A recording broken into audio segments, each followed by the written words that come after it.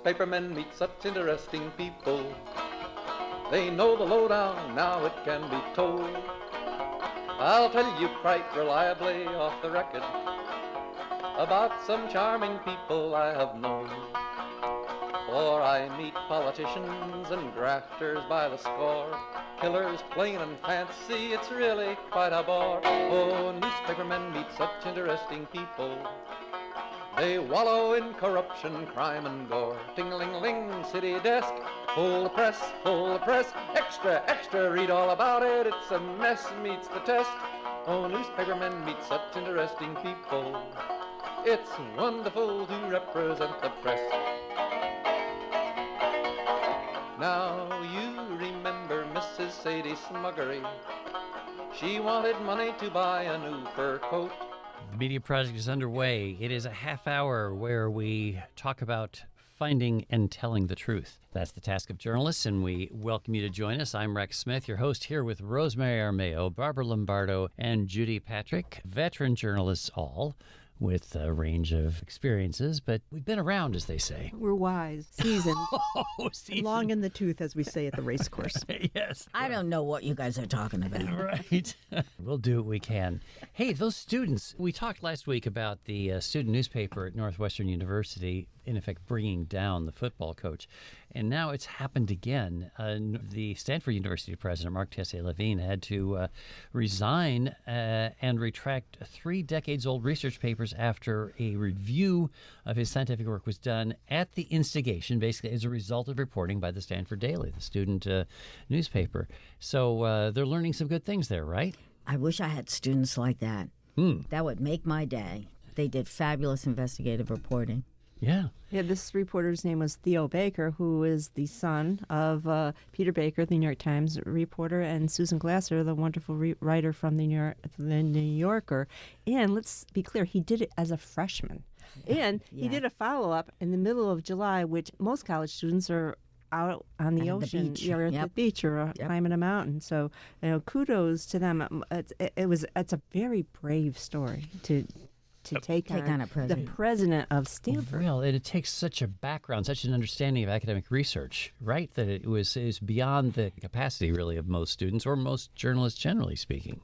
Very impressive. Yeah, he won a Polk Award for this in the spring, so the awards have come his way, and he seems to be a humble, modest kid who's out there on social media thanking people who are recognizing his work. It's like Ronan Farrow, another great investigative reporter working on the Me Too movement. Having famous parents somehow gives you confidence and the bravery to take on a giant story that I don't tend to see in a lot of students. Also, the idea that if the administration is hitting back, as they do at UAlbany, we hear whenever our students are putting in an FOI or asking questions that are considered inappropriate, you've done it right. So kudos, and we need more of them. Absolutely. Just his own comment was, more than anything to me, he says, this should raise conversations about the value of student journalism. This is the young student himself. If you love a place, and I really do love Stanford, he said, you want to push it to be more transparent. So how about that? Kudos to the students. Great kid. All right. Since you all are teachers and I have not been, but let's say a word for journalism professors who are doing what they can to help people understand the great value of journalism, as we say, finding and telling the truth, which is the fundamental charge here. I know when he does something like that, it makes you think, though, that every college should have a paper like that with reporters doing that, but that's just not the case. I mean, this is an exception. This is stellar work, and it's not something that's happening at every college and university. They're trying. Not every college or university has a paper even anymore. So let's just keep rewarding the good work that we're seeing. And when we use the word paper, we don't necessarily mean paper. We mean because it's actually cheaper now to do this than having to put out a print product. Right, you're putting out a news product. Mm-hmm. And I would hold up these 2 examples for my students at UAlbany as look at what you can do to hold administrators accountable, to hold people in power accountable. Absolutely. It's a good thing. Yep. So here's an ethical issue, folks, because we like to talk about ethics. There is some industry-wide conversation these days. Actually, it's been going on for many years about what we have always referred to negatively as checkbook journalism, the practice of actually paying your sources, paying people to talk to you. First off, let's just say, why do we denigrate that idea? What's wrong with that from the get-go? Well, you're not supposed to be selling the information. If a journalist is buying information, it makes it automatically suspect. Although the deeper you think about it, everything you're told by anyone, for free or for pay, could be suspect. But there's something dirty. Something feels dirty. I'll tell you the story, but you have to pay me. Mm-hmm. There's at the very least the appearance of impropriety. If the information were something important to be gotten, you would get it without paying somebody. And doesn't it also advantage those news organizations or those journalists who can afford to do that? Yeah. I was always annoyed when I would be talking to someone and they would say, is there value in it for me? And I'm thinking, well, you've been tainted by television journalists. 60 Minutes would, oftentimes this was concealed, right? 60 Minutes would label somebody as a consultant on a project. Yep. And that person would end up being on camera. I've never done it. Have you all ever had to do it? ABC would also, they famously would pay sources money for like photos. Like in a trial, they would pay one of the suspects money to give them photos of your days when the victim was still alive. And it's still all the same thing. It's paying. It's checkbook journalism. Yeah, and like paparazzi, that's how they make their money. They Absolutely. pay. They get paid for their photos, and you'll see this with People Magazine. Did this a lot. They would pay the Kardashians for a large amount of money to have free access to their weddings, and then they would get lavish positive treatment on the cover and inside. There was that kind of agreement, and it's truly not real journalism. So Yet. it's also got a poisonous effect. In Africa, sources had learned that you could control what got printed or not printed by offering money, where the journalists are actually impoverished. So they would offer money to either hold a story or to put it out. It works both ways once you allow it, once you open the door. Yet, if you're trying to get sources who are, let's say, marginalized, people who are in communities where there aren't a lot of resources, and you come from a community where there are resources, isn't it only fair to say time is money for these people especially? Maybe they should be compensated for taking their time to talk to you if you're going to try to get across their point of view. You think that's possible? It depends. I think it just depends. The journalists themselves are ostensibly being paid for the work they're doing, for the time they're putting in.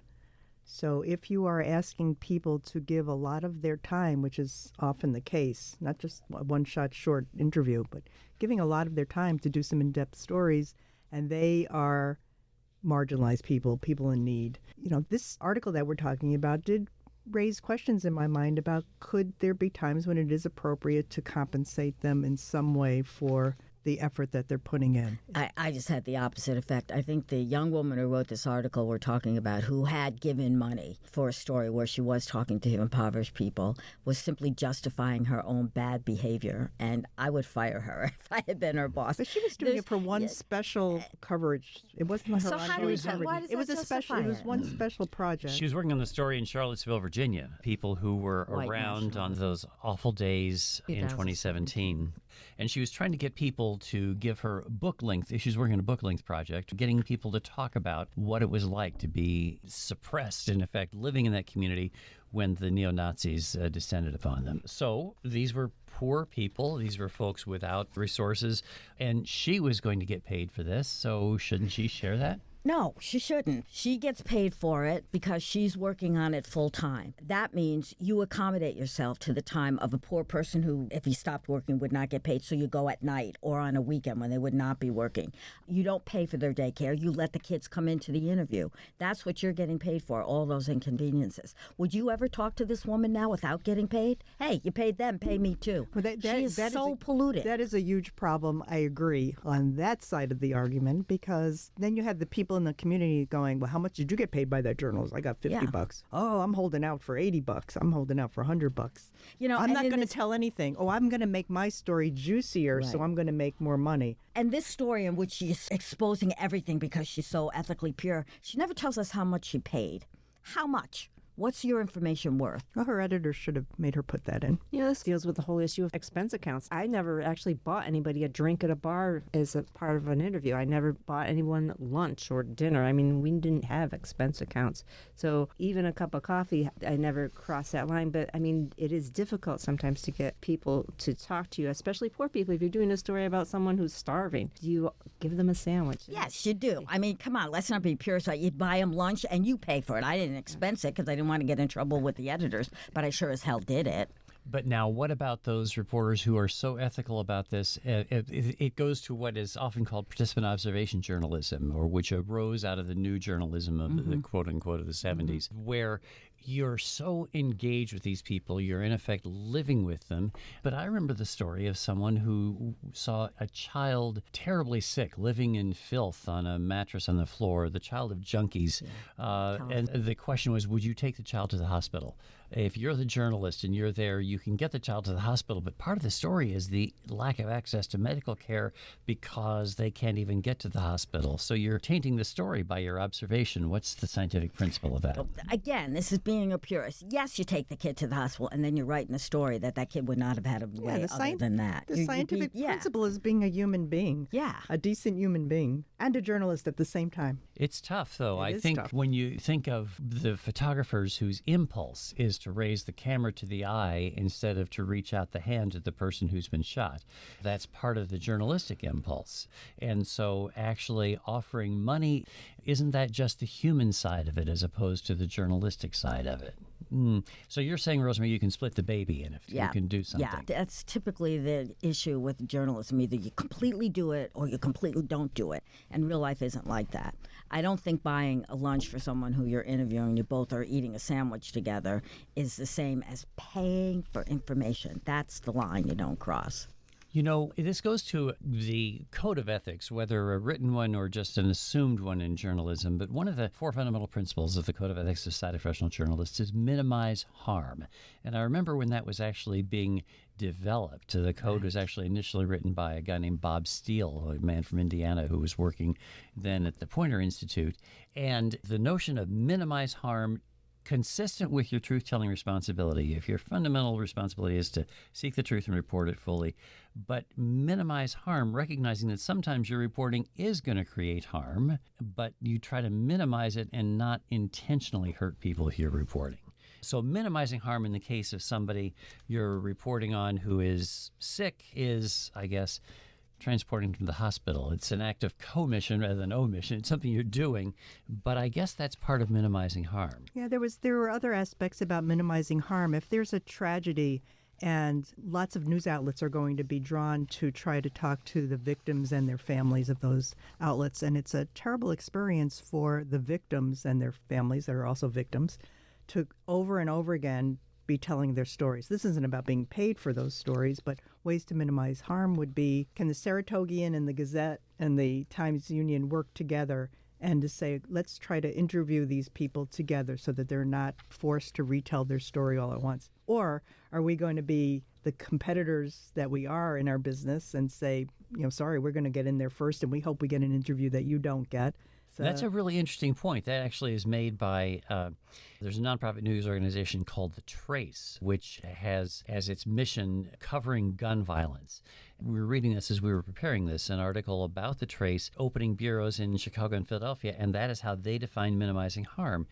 Can you actually share news stories so that victims of crime, the people who are, say, the families in Waco around the mass shooting there, for example, don't have to tell all the reporters? Is that feasible? Can we do that? It's an interesting concept, but often you'll find a victim will be more comfortable in a one-on-one interview, or they don't want to sit before all the lights and the cameras because the electronic media is going to want in on this as well. I agree with the notion that it must be traumatizing to retell the story, but I'd like to see it in practice. So with my lifelong suspicion of news executives, that sounds like an argument for cutting your costs rather than helping victims. Everybody does not talk to the same victim of crime. You talk to a whole bunch of different people. They're not usually re-traumatized. And I don't see the harm of it. I really think we need to go do journalism in the old way. You need fewer people if you're going to cooperate, so you cut your costs. I think it's cost cutting, not helping victims. I think that's cynical. I don't agree. No, it is cynical. I'm sorry. I think that there is an ethical issue here. And we saw it in this community when we had the Unabomber. I was thinking the same thing. Of course. Yeah. We saw 24 reporters who gathered outside the home of the Unabomber's brother and sister-in-law and mom, actually. And was it in Schenectady or Rotterdam? It was in Niskuna. In Niskuna.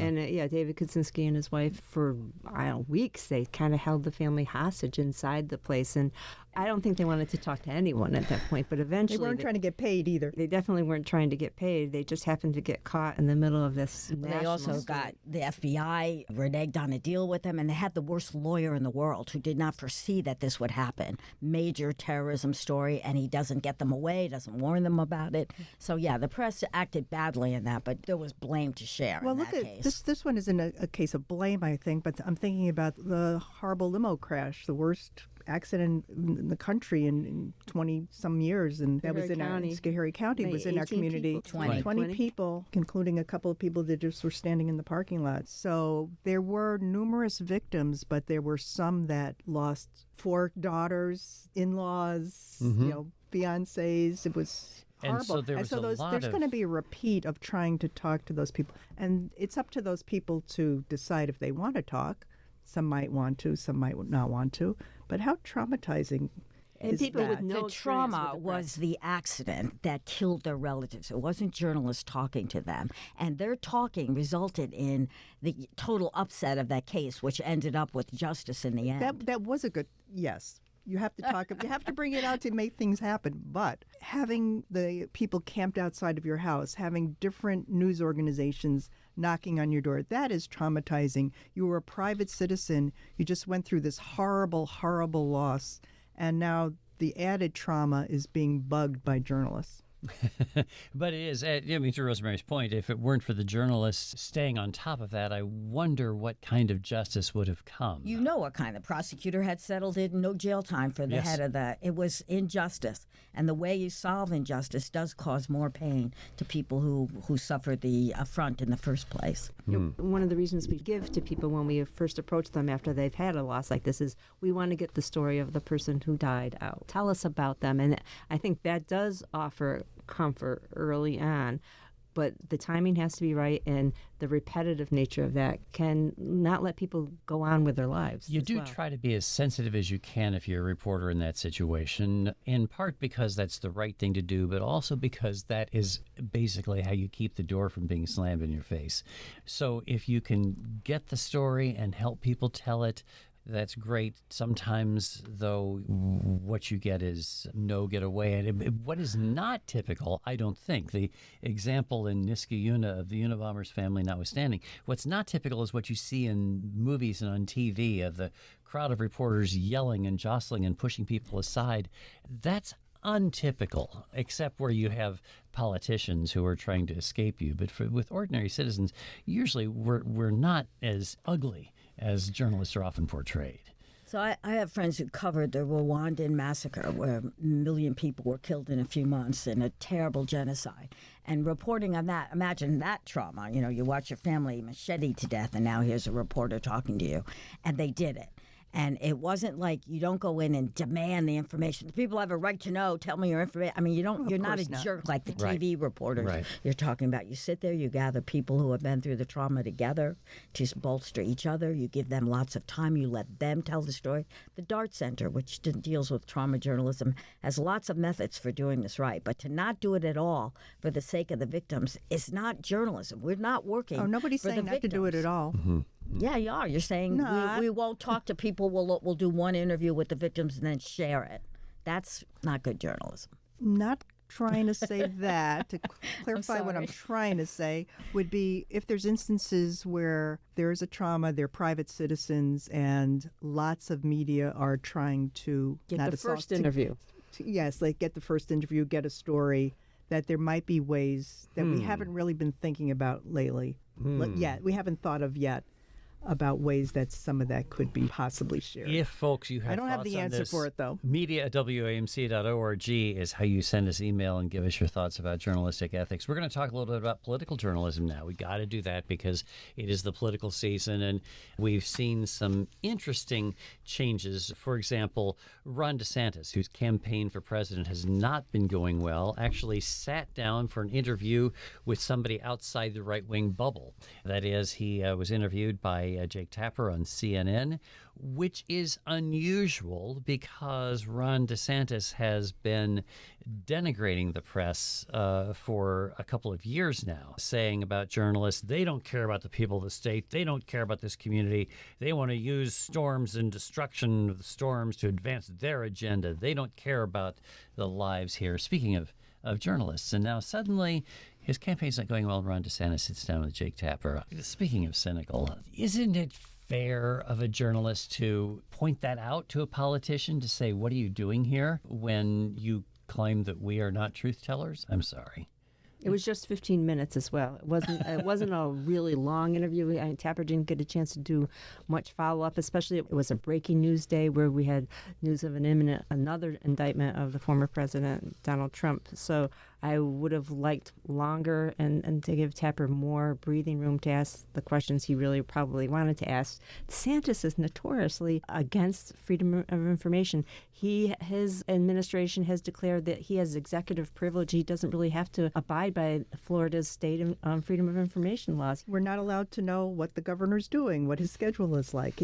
And those are legislatively approved restrictions on people's right to know. He's terrible. People have filed, they want to know about his travel expenses. That apparently is off limits now. I mean, the basic information that reporters ask about, not just a politician, but someone who's in office, he's not distributing that information. He's above that. I didn't see the interview. I only read about it, but I still have an opinion about it.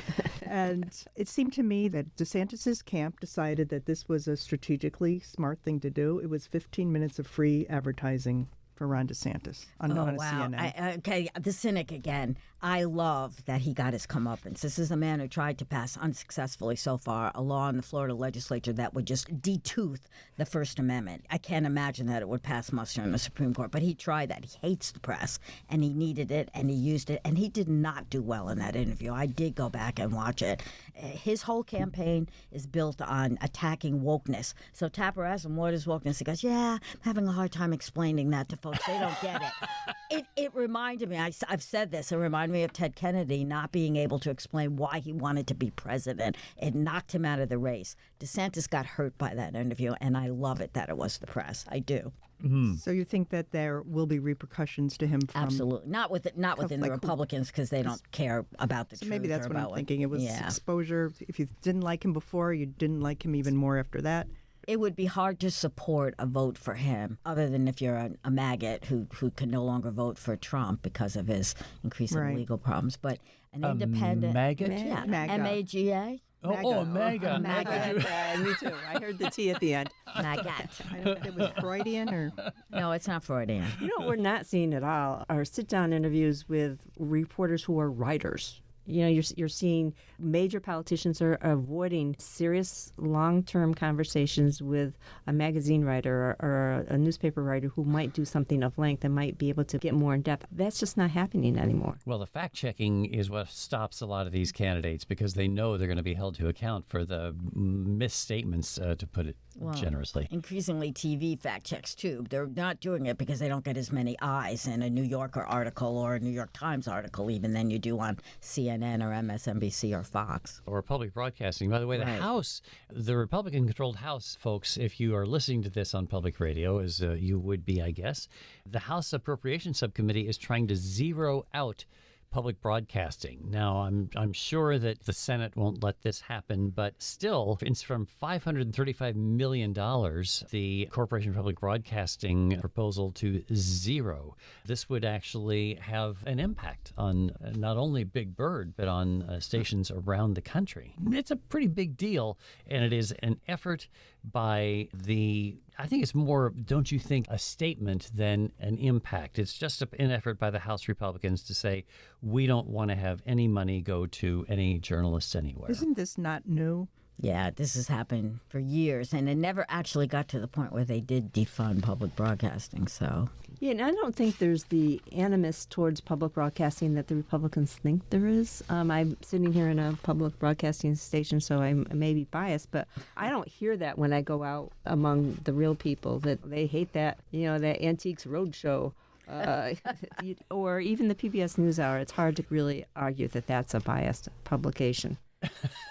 Well, if anybody watches it, the problem is it's so understated by comparison to the broadcast networks and to Fox that there's such a limited audience for it. But it's part of the hostility to actual reporting that you see. And I have to say, we try very hard as journalists to be fair, but the assault on the truth, it comes primarily from one side of the political debate. It is not accurate to say they all do it. It's not true. The fact is, it is the right wing, it's the Republican Party that is trying to kill public broadcasting, that is trying to shut down fair reporting, that is fundamentally basing its argument on lies. And that is not a biased statement, that is factual, but that puts journalists on the side of one side in a political debate, and that's a very hard thing for us to deal with, right? And it's always been the case. I mean, we talk about the repeated attacks on public broadcasting. It's always come from the right. And often they'll trot poor Big Bird out to a congressional hearing to defend himself. And it is something we get caught up in this. We want to avoid the both sidesism of it. Big Bird doesn't actually appear. Yeah, what are Big Bird's pronouns is my question. Is it really a him? All right, we are out of time and have to let it go at that. But we again welcome your thoughts. Media at WAMC.org is how you interact with us and tell us what you think about this program where we try to talk about finding and telling the truth. It's the Media Project. Rosemary Armeo, Barbara Lombardo, Judy Patrick, and I'm Rex Smith. Thanks to our producer, Dave Estina, and to you folks for joining us this week once again on the Media Project. They organized a union to get a living wage. They joined with other actors upon a living stage. Now newspapermen are such interesting people when they know they've got a people's fight to wage. The Media Project is a national production of WAMC Northeast Public Radio. This week's projectors include Judy Patrick, former editor of the Daily Gazette and vice president for editorial development for the New York Press Association; Rosemary Armeo, investigative journalist and adjunct professor at the University at Albany; former editor of the Saratogian and adjunct professor at the University at Albany, Barbara Lombardo; and former Times Union editor and current Upstate American Substack columnist Rex Smith. You can listen to the Media Project anytime at WAMCpodcast.org or anywhere you get your podcast. I'm your producer, David Gistina. Thanks for listening. Now publishers are such interesting people. It could be prostitution, I don't know. Ting-a-ling-a-ling, circulation, ting-a-ling-a-ling, advertising, get those readers, get that payoff. What a headache, what a mess. Oh, publishers are such interesting people. Let's give 3 cheers for freedom of the press.